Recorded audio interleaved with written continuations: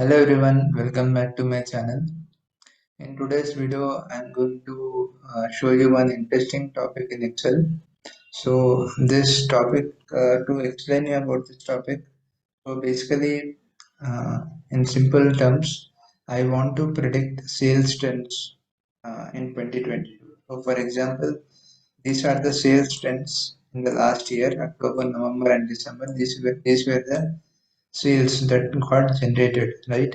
So now I want to predict the sales trends for the upcoming months, which are October 2022, November 2022, and December 2022, right? So how can I predict the sales trends for the upcoming months? So what will be my sales trends in 2022? So that is what this video will be about. So uh, so for us as a humans, it will be very difficult to guess the right prediction, right? It is very difficult for us to predict this kind of values, right? But so the topic which I am going to show you now will make your job really easy. So the topic is called forecast sheet. So this is a new topic in Excel. So today we will be discussing all about forecast sheet only. So let's get started with the video and let's find out what will be our future sales trends in 2020. Right. So here I have a sample data of sales for the month for the year 2020 and 2021. So exactly 2 years data I have, 2 year sales data I have here. So using this data, I will find out what will be my sales trend for the year 2022, right? So this is what we want now. So let's start. So to start with this data, first we need to select the entire data range from first from this cell to the bottom cell. So you don't select these two rows here. You need to select only the dates and sales values here, right? So once you select this data range, go to data tab here, and in the data tab you will find the forecast section. So here is the forecast section. In the forecast section, you will find forecast sheet. So this is what we are going to discuss today. So if you read the definition of forecast sheet, it will help you to predict data trends. Right? So that is what we are looking now. So if you now you can and now we'll click on it and you will see Excel has given me a simple line chart with this sales data trend. So if you look at so here you can see the definition. Use historical data to create a virtual forecast worksheet. So the chart which you are looking is a line chart. We also have a column chart here. So, but uh, the best way to measure your forecast will be using a line chart because it will show you the data trends here, right? So this is line chart is very recommended for this kind of data. So let's first understand this chart here. So whatever the blue line which you are seeing here, this blue line is coming from this data here. So from starting from January 2022 to till this line, which is December 2021. So whatever the blue line which you are seeing, blue trend which you are seeing is coming from our data, right? But whatever the line which you are seeing, the orange line which you are seeing here, that is from January 2022 to June 2022. That is called forecast uh, trend here, right? So this is given by Excel automatically.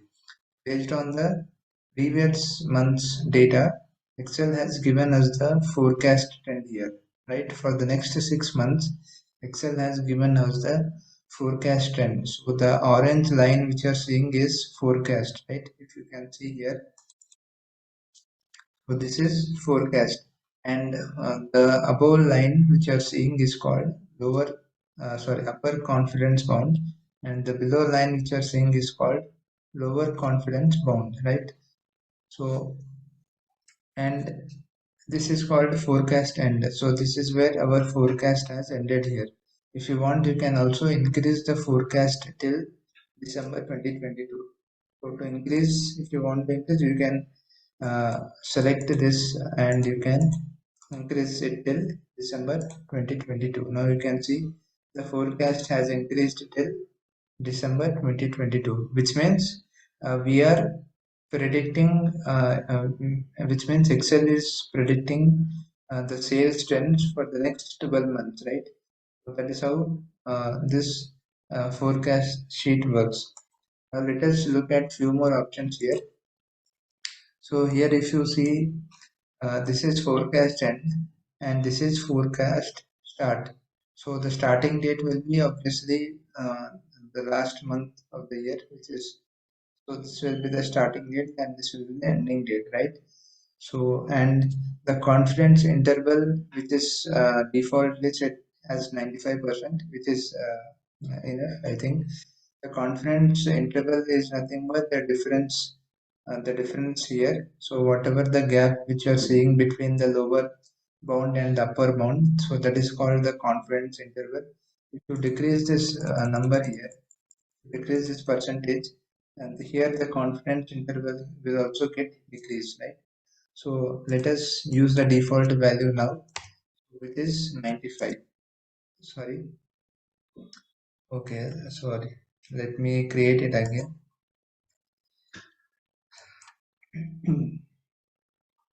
So let me click on it again. Yeah. So let me change it to December. Yeah, till December 1.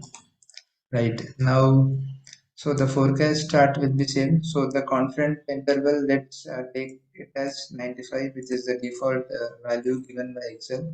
So let us not change this value.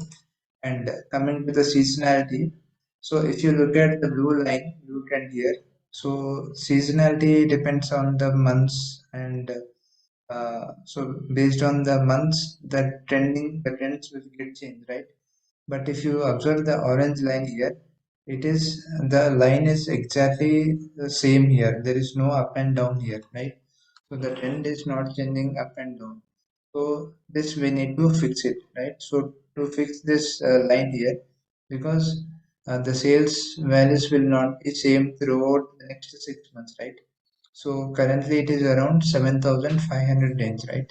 So the sales value will not be same for the next upcoming months. It will either go up or else it will go down, right? So to fix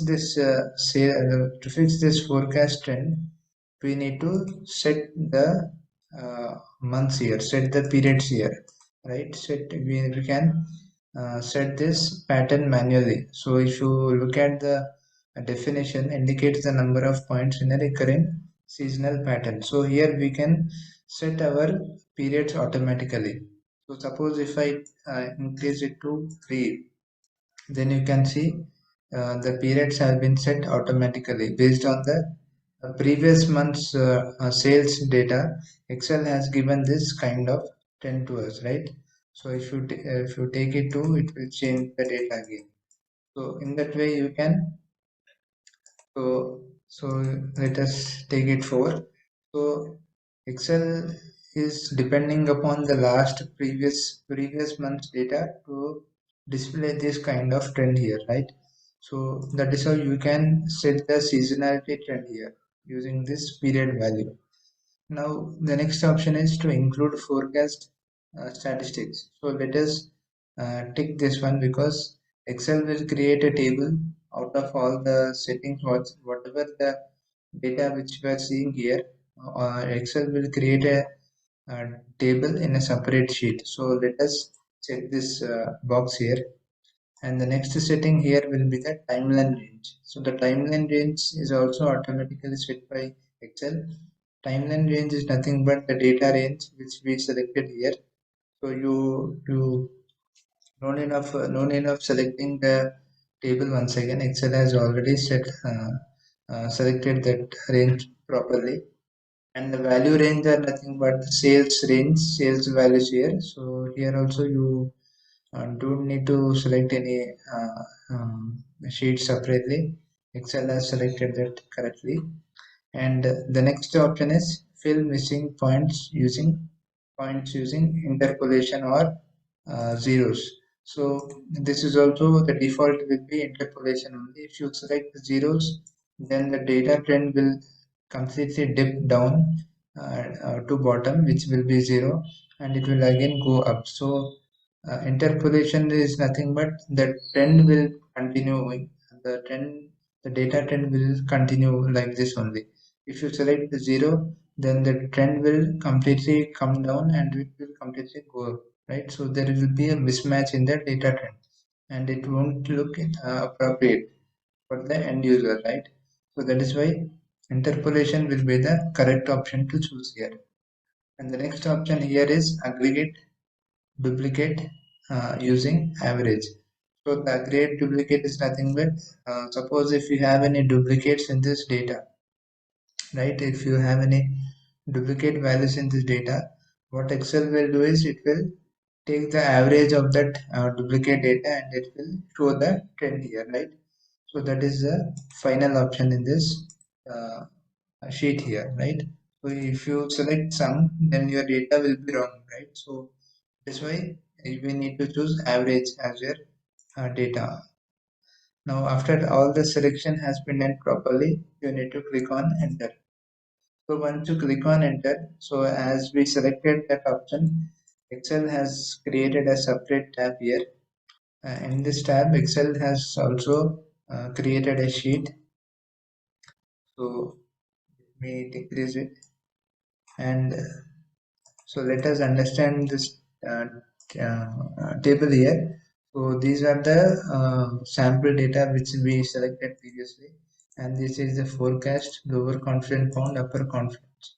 And if I come down, you can see as per our selection, Excel has given us the sales value for the next 12 months. So these are our prediction values, right? So this is what we wanted, right? So this is what we wanted.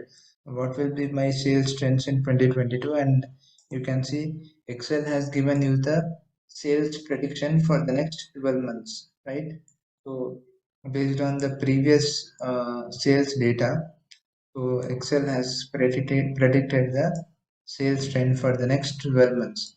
This is the forecast data. So whatever the orange line you are seeing here, this is the data. This is the forecast data here. So this is the orange line. So this is the forecast data, and lower confidence trend is this one. Means uh, this will be the lowest sales trend predicted by Excel, right? In the coming 12 months, this might be the lowest sales trends uh, for your data, and upper confidence is nothing but this will be the highest sales trend for the next 12 months, right? So this is estimated upper bound trends, upper bound sales trends for the next 12 months. So these are the predictions given by Excel. These are the forecast trends, and these are the lower forecast trends, and these are the upper forecast trends, right? So this is how you can predict the sales trends using forecast sheet in Excel. So I hope you understood this topic, and it is very useful because we as humans we can't really predict what kind of values we'll be able to get in the next coming months in the future, right? So using this forecast sheet option, you can actually predict the sales trends for at least 6 months or 3 months or even 12 months. If you see, we got the predicted sales value for the next 12 months. See, you can see we got the sales predictions for the next 12 months, right? So that is how important this forecast sheet option is. Very useful. So I hope you understood the concept behind forecast sheet. So if you find the video to be informative and useful to you, then please like and subscribe to my channel. And if you have any questions, please comment below so that I can reply back to your comments. Thank you.